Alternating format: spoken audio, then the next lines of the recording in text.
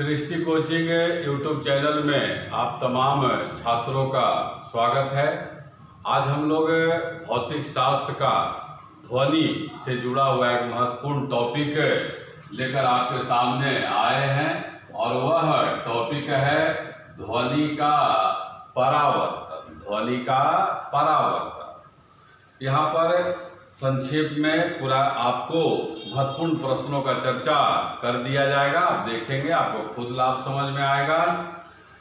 परावर्तन का अर्थ होता है कि कोई तरंग या ध्वनि जाता है आगे और किसी सतह से, सतह हो गया, टकराकर वापस लौट जाता है।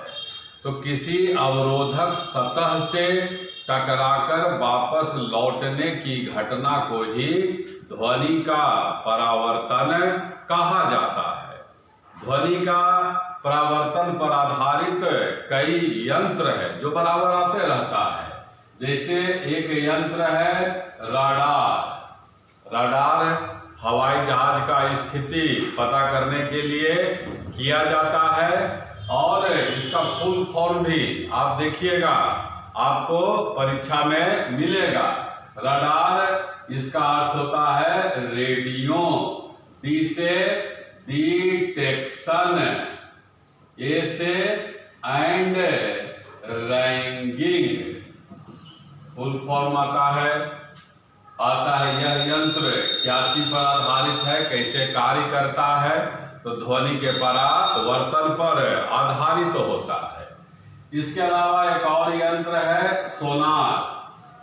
सोनार का प्रयोग पनडुब्बियों में किया जाता है और इसका फुल फॉर्म भी आता है। इसका साउंड नेविगेशन एंड रैंगिंग, इस तरह से आप फुल फॉर्म देखिए आता है। फिर एक यंत्र है जो समुद्र की गहराई पता करता है और वह यंत्र है फैदोमीटर के द्वारा समुद्र की गहराई। फिर शरीर के आंतरिक अंगों का चित्र बनाना होता है, यह अल्ट्रासोनोग्राफी के द्वारा, आप बोलचाल के भाषा में कहते हैं कि अल्ट्रासाउंड करवाना है। तो वह सब यंत्र जो है आधारित है ध्वनि के परावर्तन पर। और इसमें जो सबसे महत्वपूर्ण है वह है प्रतिध्वनि। प्रतिध्वनि ये सबसे महत्वपूर्ण है कि प्रतिध्वनि क्या घटना पर आधारित है, तो ध्वनि के परावर्तन पर आधारित है। प्रतिध्वनि है क्या? जैसे आप घाटी में जाते हैं और आप जोर से चिल्लाते हैं तो वह आवाज फिर कुछ क्षण के बाद आपको वापस सुनाई देता है। तो आपने जिस ध्वनि का उच्चारण किया उस ध्वनि का फिर से सुनाई देना, यही जो है कहलाता है प्रतिध्वनि। प्रतिध्वनि क्या चीज पर आधारित है छात्र याद करना है, ध्वनि के परावर्तन पर। अब यहाँ पर कुछ प्रश्न इससे जुड़ा हुआ आप याद कर लीजिए जो बराबर आता है कि ध्वनि स्रोत, मान लीजिए यहाँ से ध्वनि उत्पन्न हो रहा है और यह ध्वनि आगे चलता है और किसी सतह से टकराकर फिर वापस आता है।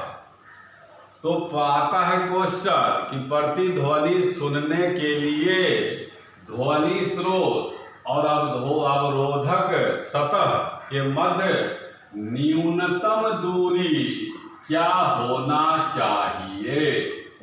तो आंसर होता है 17.2 मीटर। 17.2 मीटर न्यूनतम दूरी रहेगा, तभी आपको प्रतिध्वनि सुनाई देता है, न्यूनतम दूरी। और इसी तरह से अधिकतम दूरी भी आता है कि प्रतिध्वनि सुनने के लिए अधिकतम दूरी क्या होता है, तो आंसर होता है इनफिनाइट, अनंत।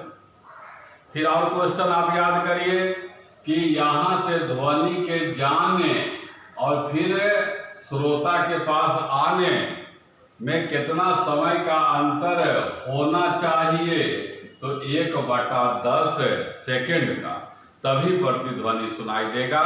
मतलब ध्वनि जाना और टकरा के वापस लौटना में समय लगना चाहिए ज़्यादा से ज़्यादा 1/10 सेकंड, तब आपको प्रतिध्वनि जो है सुनाई देता है। सीधा क्वेश्चन आता है, किसी ध्वनि का प्रभाव मनुष्य के मस्तिष्क पर कितना देर तक रहता है? तो उसका भी आंसर यही होता है, 1/10 सेकंड तक उस ध्वनि का प्रभाव मनुष्य के मस्तिष्क पर रहता है। प्रतिध्वनि के लिए आपको एक सूत्र भी याद करना है, यह भी आते रहता है, और यह है V बराबर 2D/T। V क्या है? ध्वनि का वेग है। D क्या है? डिस्टेंस, दूरी। किसके बीच का डिस्टेंस? ध्वनि स्रोत और अवरोधक सतह जिससे टकरा कर लौटता है के बीच का दूरी को जो है D से सूचित करते हैं, और T जो है समय है। आपने देखा छात्र, संक्षेप में प्रतिध्वनि से जुड़ा हुआ, ध्वनि के परावर्तन से जुड़ा हुआ तमाम प्रश्न आपके सामने लाया गया। मुझे विश्वास है कि आपको जरूर अच्छा लगा होगा। यदि अच्छा लगता है तो जरूर आप शेयर करते रहें, क्योंकि आप जानते हैं विद्या ददाति विनयम, विद्या बांटने से और बढ़ता है। तो इसी के साथ नए जो सब्सक्राइबर, नए जो जुड़े हैं, उनसे आग्रह है सब्सक्राइब करते रहें।